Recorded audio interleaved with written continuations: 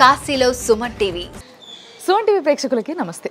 కాశీలో Suman TV sponsored by Varahi silks. పెళ్ళైనా పండగైనా వేడుక ఏదైనా పట్టుచీరల ప్రత్యేక వేదిక వారాహి సిల్క్స్. సాంప్రదాయానికి సౌందర్యానికి వారధి.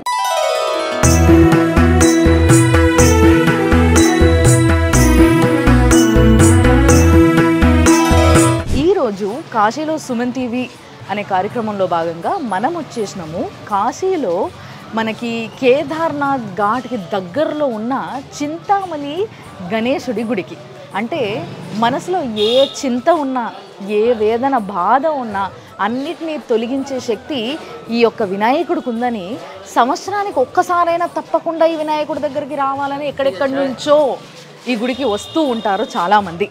కాబట్టి మనం కూడా ఈరోజు మన అదృష్టం పండి ఈ గుడికి వచ్చినాము. మరి ఈ గుడిలో ఆ స్వామిని దర్శించుకుందాము, ఈ గుడిలో ఆ స్వామి యొక్క చరిత్రని తెలుసుకుందాము, తరించిపోదాము. ఏకదంతం మహాకాయం తప్త కాంచన సన్నిభం లంబోదరం విశాలాక్షం వందేహం గణనాయకం.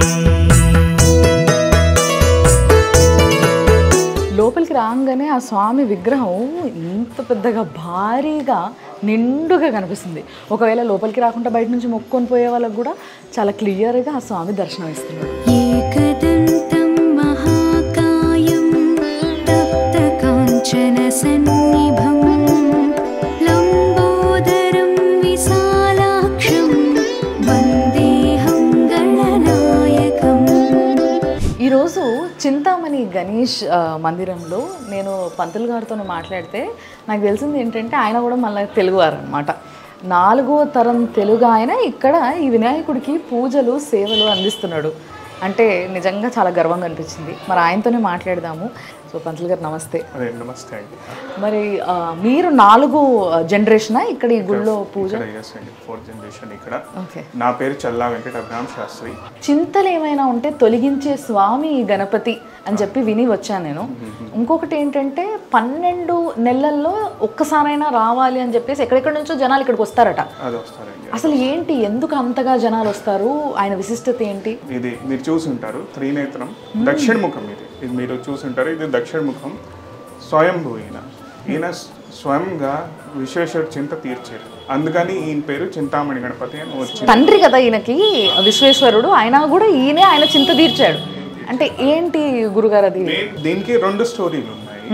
మెయిన్ వ్యాస్ ఋషి వాళ్ళకి ఆయన ఇక్కడ వచ్చినప్పుడు వ్యాస్ కాశీ కొత్తగా కట్టేరు. ఈయన మీరు చూసుంటారు, వ్యాస్ కాశీ అంటే దక్షిణం వైపే ఉంది. సో ఈయన ముఖం కూడా ఆయన దక్షిణం వైపే ఉంది. అవును. స్వయంగా వ్యాస్ ఋషి వారంటే ఆయన మహాభారతం కావ్యం అన్ని చేశారు, 18 పురాణాలు కూడా చేశారు. ఆయనకి తెలుసు మన గణపతి ఆయన దగ్గర వస్తారు ఎట్లా అయినా.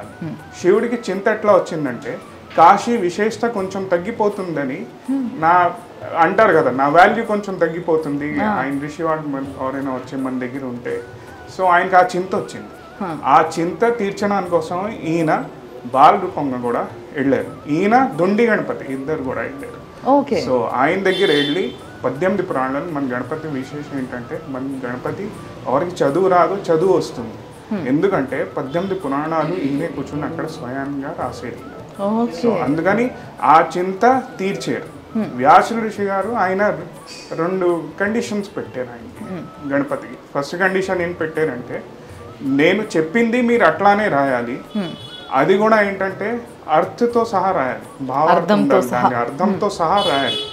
అర్థం లేకుండా మీరు రాయకూడదు. అది ఆయన ఒక కండిషన్. 2వ కండిషన్ గణపతి కూడా ఆయన ఏం పెట్టారంటే మీరు ఎక్కడైనా మాట్లాడుతున్నప్పుడు ఏమైనా ఆగితే నేను అక్కడే ప్రత్యక్షంగా వదిలేసి వెళ్ళిపోతానని అన్నారు అప్పుడు. ఎందుకంటే ఆయనకి వ్యాస ఋషి గారికి ఆయనకి తెలిసింది నేను చెప్పాలంటే కఠినం శబ్దాలు చెప్పాలి. ఎట్లా చెప్పాలంటే గణపతి స్వయంగా దాన్ని ఒక వర్డ్ అండర్స్టాండింగ్గా ఉండాలని, అది అట్లా చెప్పాలి. గణపతికి ఆ కండిషన్ పెట్టారు. ఆ కండిషన్ పెడితే ఆయనకి ఆలోచించడానికి కొంచెం సమయం దొరుకుతుంది ఆ విషయం కాబట్టి. ఇంకా ప్లస్ ఏంటంటే మనకి మాతా రిద్ధి సిద్ధి శుభం లాభం పూర్తి పరివారంతో ఈయన ఉన్నారు ఇక్కడ. మాతా రిద్ధి సిద్ధి శుభం లాభం అష్టభుజం అందుకోసమే ఆయన విఘ్నరాజుడు అయ్యిండు, అంటే విఘ్నాలను తొలగించే వినాయకుడు అయ్యిండు.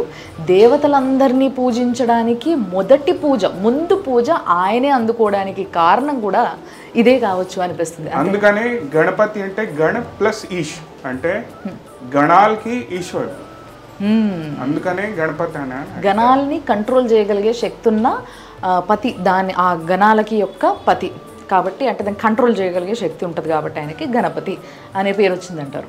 నిజంగా చాలా సంతోషం, 2 కథల్ని మీరు వివరించారు, చాలా సంతోషం. Thank you. నమస్కారం. ఆయన ఈశ్వరుడి యొక్క చింతలే బాపినప్పుడు మనం ఎంత, మన కోరికలు మన మనసులో ఒక్క చిన్న చింతతో వచ్చినా కూడా వెంటనే వాటన్నిటినీ కూడా శుద్ధి చేసినట్టు కడిగేసి మన బుర్రనంతా క్లీన్ చేసేసి పంపిస్తాడనమాట పోయేటప్పటికి. కాబట్టి వచ్చిన వాళ్ళు మంచి చిరునవ్వుతో బయటికి వెళ్ళిపోతారు. ఏకదంతం మహాకాయం తప్తకాంచన సన్నిభం లంబోదరం విశాలాక్షం వందేహం గణనాయకం. నిజంగా వినాయకుడు గుడి చిన్నగా ఉంది, వినాయకుడి కాయం చాలా పెద్దగా ఉంది.